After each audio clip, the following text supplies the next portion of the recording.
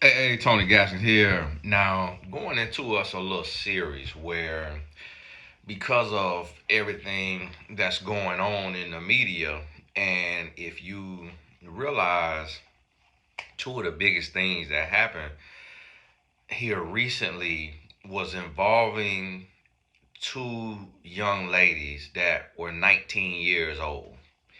And that shows us that in certain circles and in certain walks of life that is an age that I would say men who are abusers or predators, that's that age where you just over legal.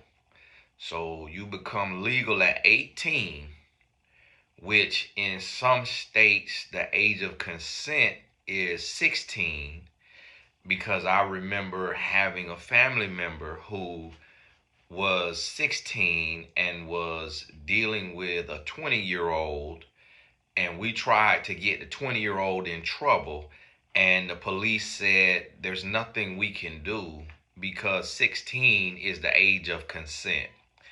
And we learned a little lesson. We learned a little lesson on that right there. And that was interesting. Y'all forgive me. Let me try to cut this here computer off because I got my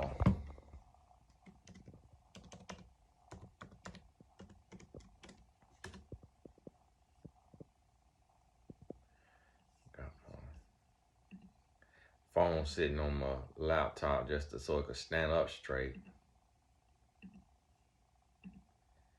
And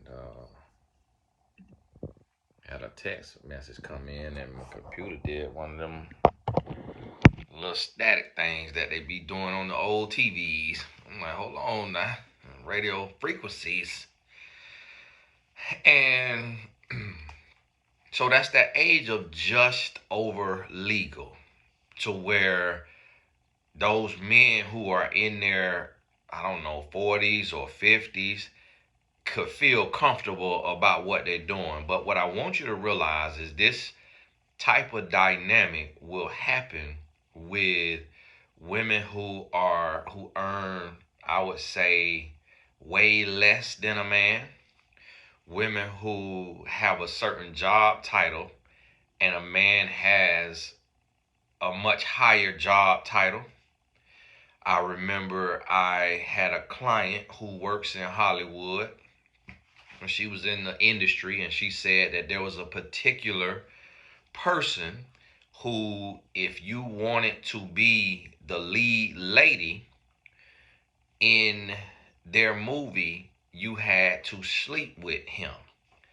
And that was the situation, that you gotta meet him, talk to him, get to know him, and he make that move on you. And if you come off them goods, you get that role. You get you a nice leading role in the movie. And it was mind-boggling to me. And it was mind-boggling to me to hear that, because I had never heard that man's name. And so what I want y'all to understand is, when I'm speaking to these things and these lessons, I'm coming from a much different place than you are, because I know certain things and certain details that is not public. Even with the P. Diddy case, the Sean Combs case, I have people that I know involved in this situation. And so when I'm speaking on things and I'm drawing lessons, for me, it's also, I have to look at it from every angle. And because I'll have people on one side or the other, or both sides. And the same thing with these other situations that come up. I'll be 1 degree or 2 degrees of separation, or have worked in that space. And so I have to look at it and hear it from every side. But one of the things that I notice with social media, and that's why with this stuff right here, I turn the comments off, and it hurts engagement, but it protects the vulnerable who come here to hear me, because the power of words is beyond our true understanding. And so it could be, and what I've noticed is Satan saves his minions.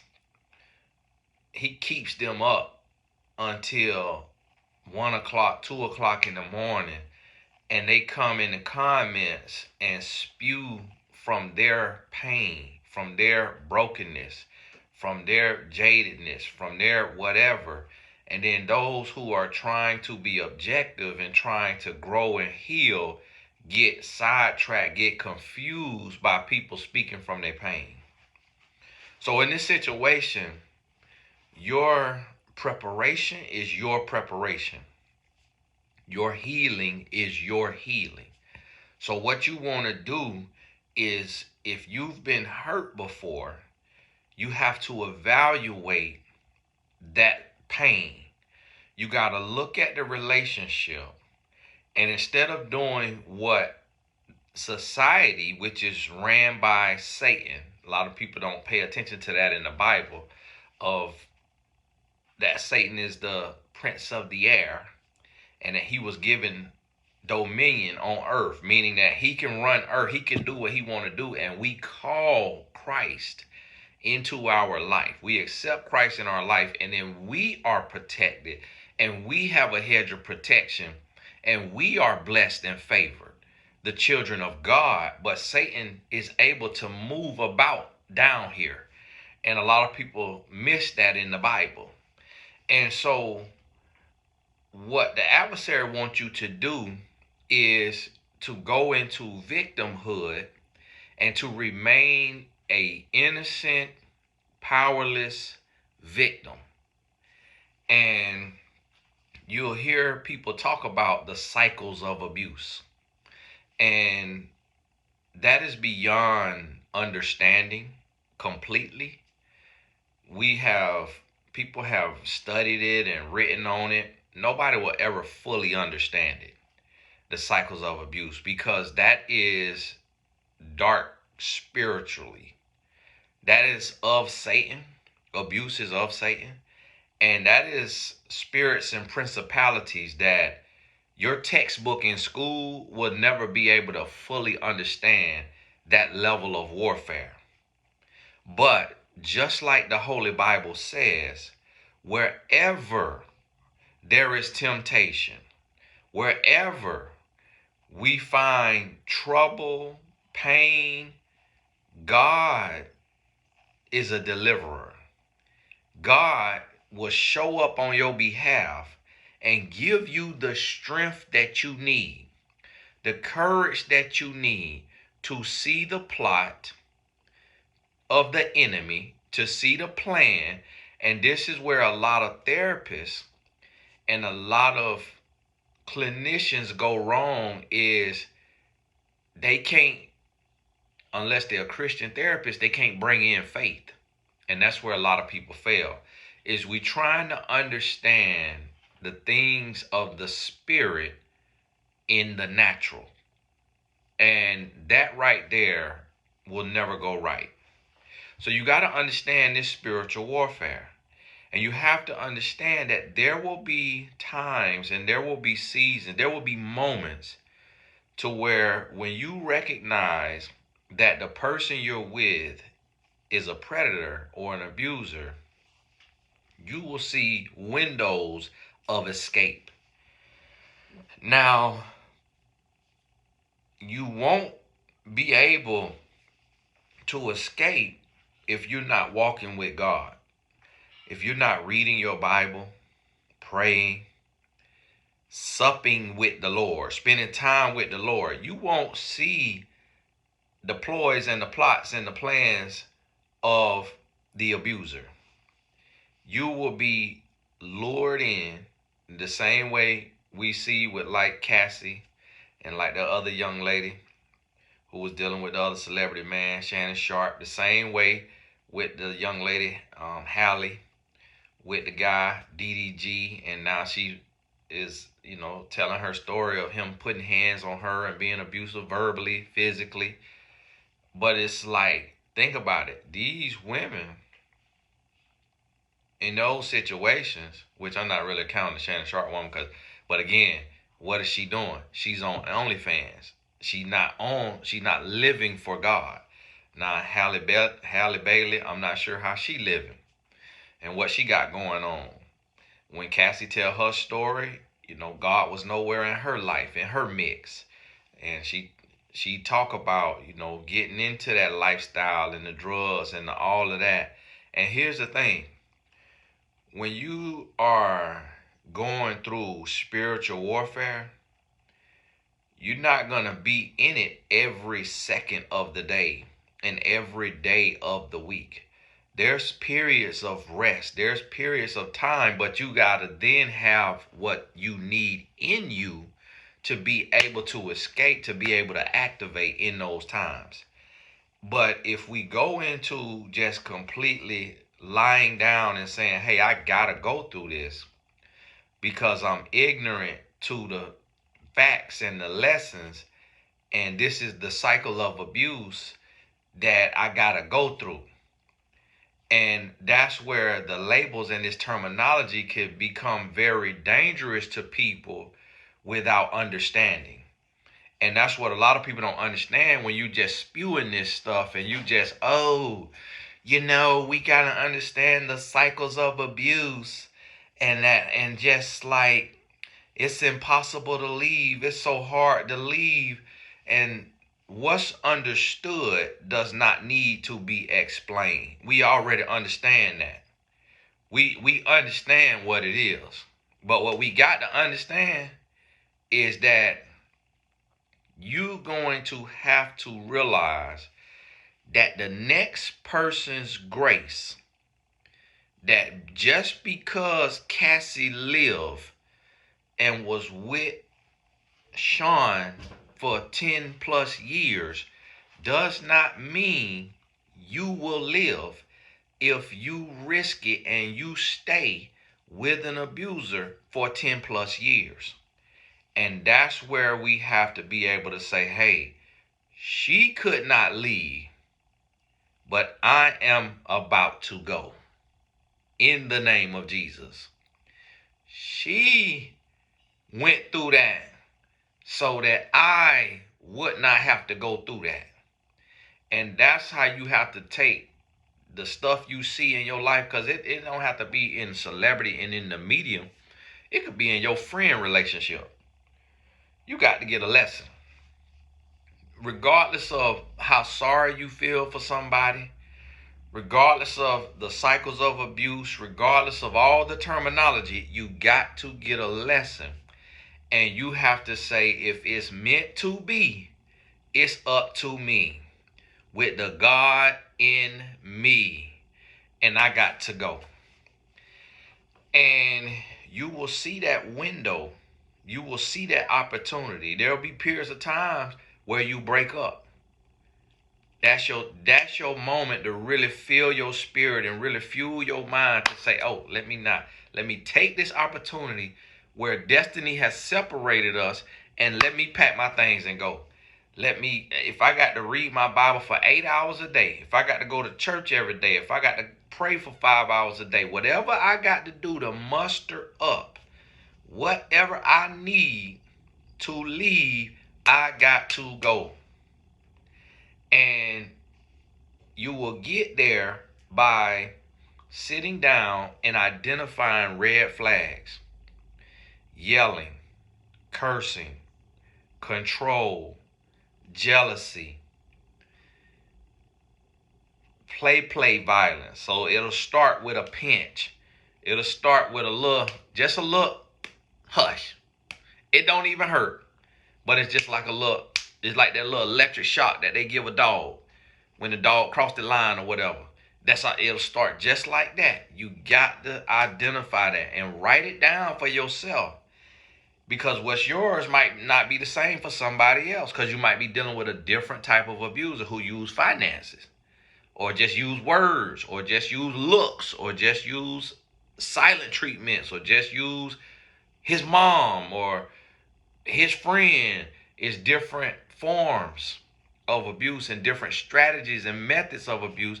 So when you dealing with somebody, as soon as you say I'm finna date this person, you got to come up with your exit strategy.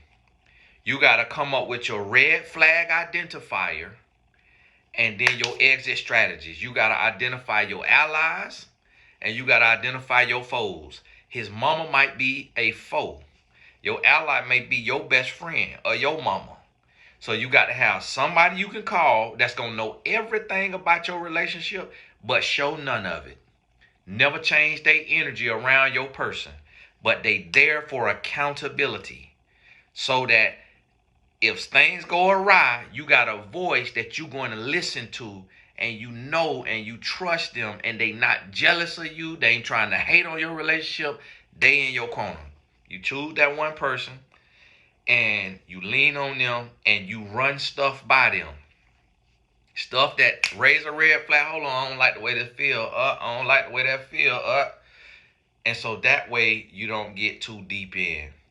And then find yourself in a place to where you stuck in a cycle of abuse and you feel powerless, you feel helpless, and you cannot leave.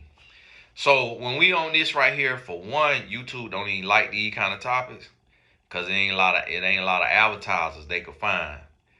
And then two, people in the comments who don't know what they talking about, who God has not blessed them with no platform, and they trying to stand on my shoulders to teach their lesson instead of going to start them a page and teach their lesson and see how many people come to listen to it.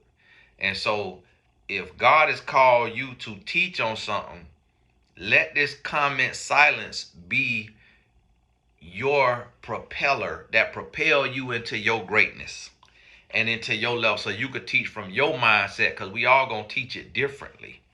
And so stay off my page. I had to block a lady because I cut the comments off. She gonna go to another video. Oh, the comments was off. The comment was off because we didn't want to hear what you talking about from your perspective, because you not in no position dedicating your life day in, day out in the trenches in this to come spewing your novel. Go start you a page. Go write you a book.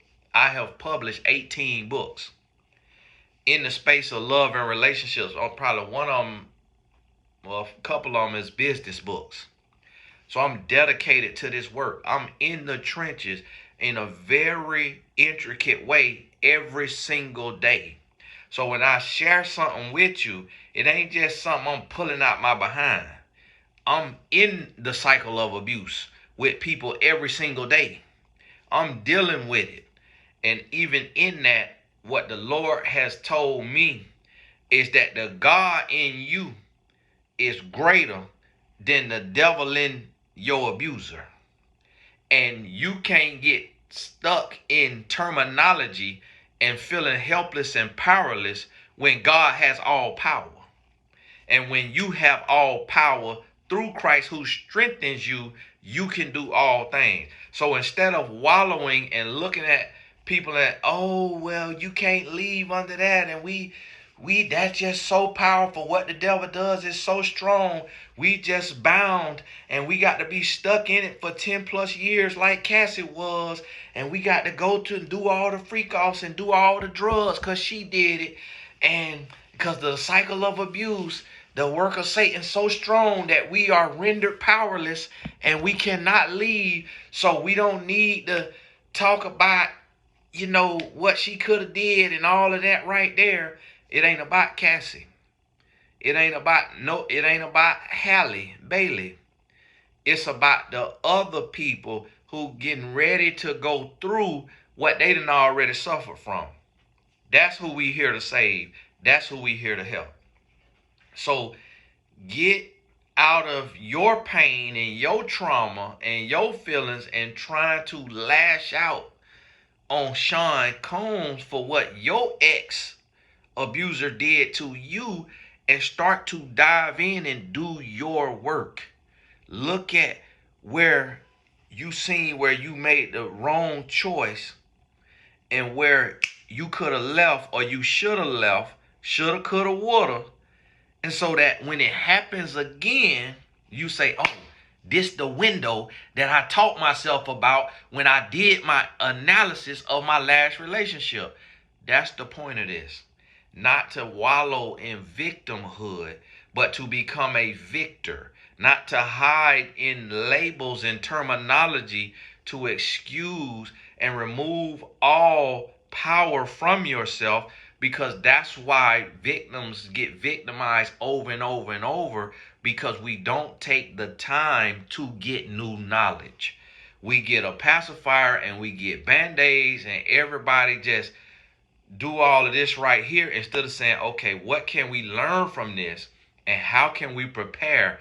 Because once you done been abused, it's almost like you got a sign on your forehead that other abusers can sense it on you and see it on you, and they'll pick it up on the first date in a conversation that you done been abused, and that you will go, that you will suffer, you will tolerate, you will self-medicate.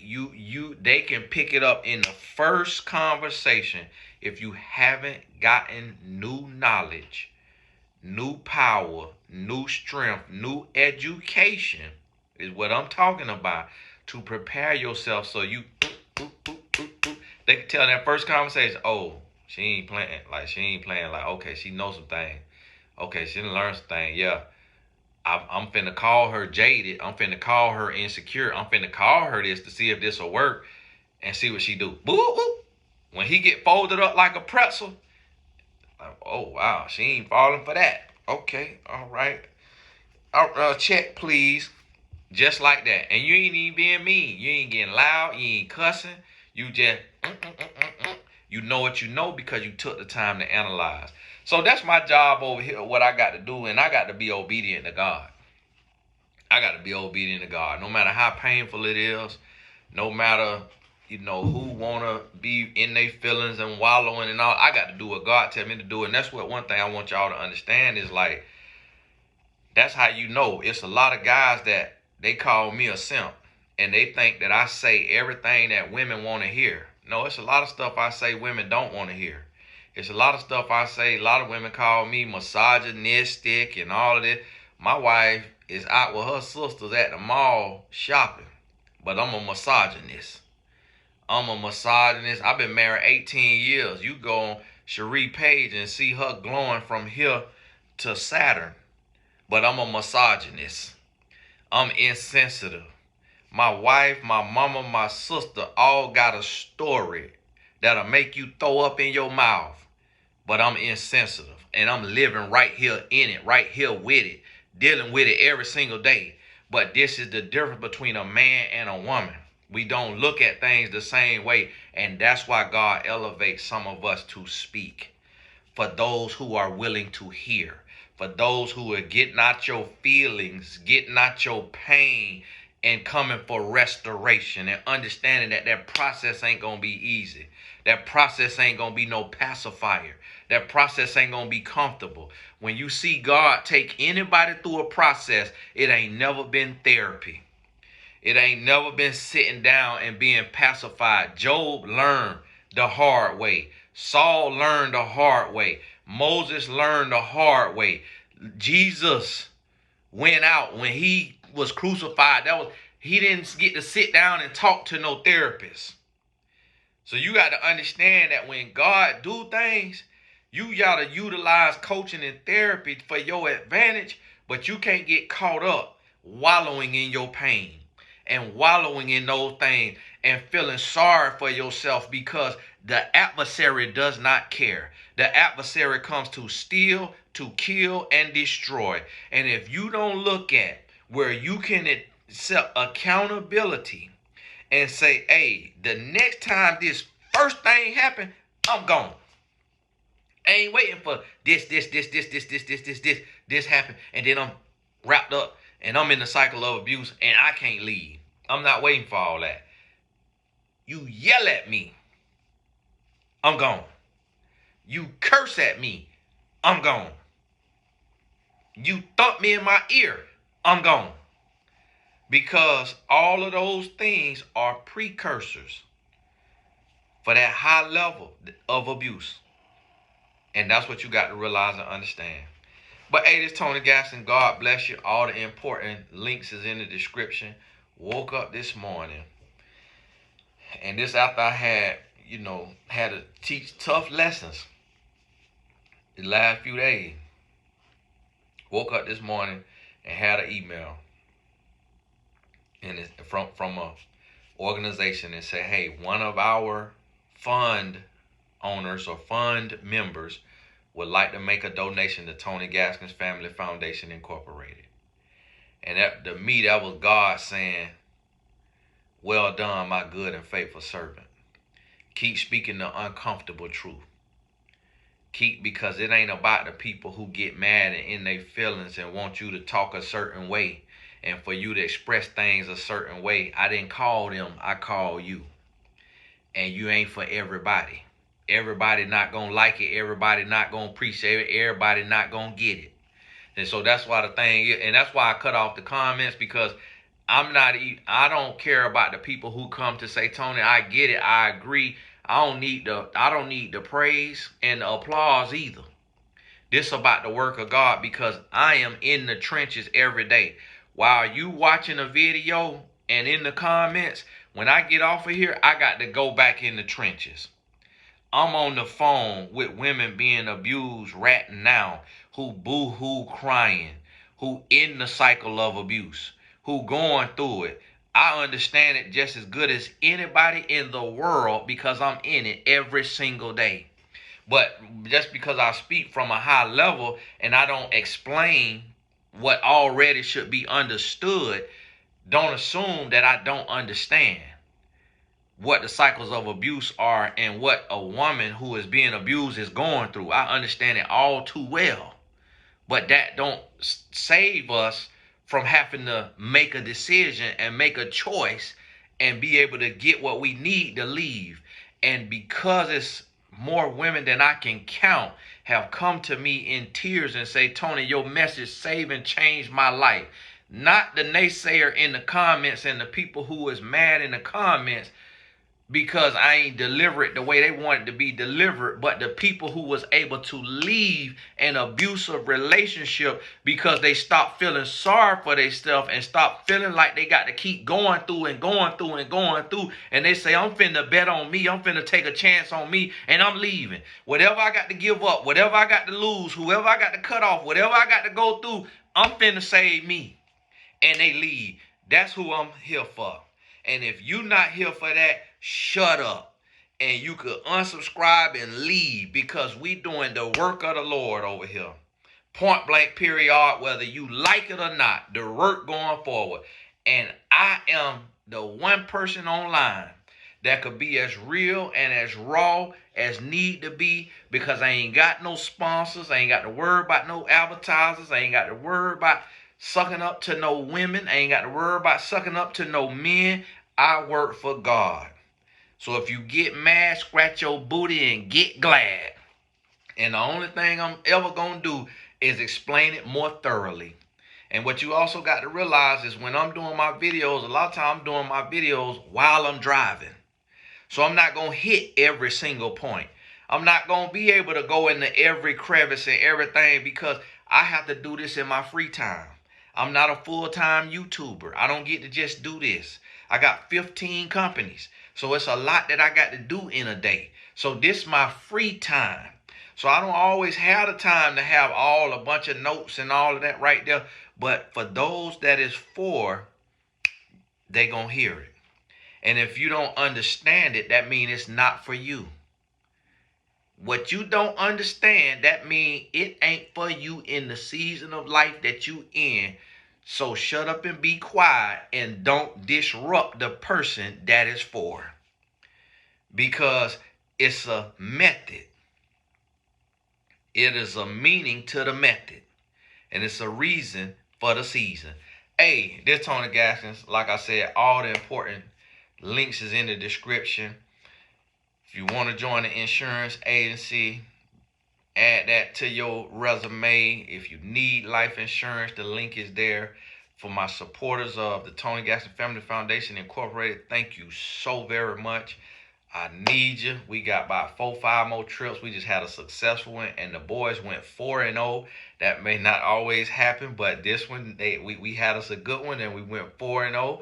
It felt good, and they happy, and so we'll do something. I believe in June we may play in Miami, and then July we got Chicago and Atlanta, and then August we may do Pennsylvania. Not sure yet, just depending if the funds are funding, because I try to take care of everything for the boys because they families not always in a position. Some families they could kind of help, but most are not, because I'm trying to reach those young men who they come from a tougher situation or more of a struggle, and sometimes could be overlooked and forgotten about. Those are the ones I'm trying not to forget about. So, A, because it's the least of us that Christ loves. The greatest among you is the servant. God bless you. We'll talk soon.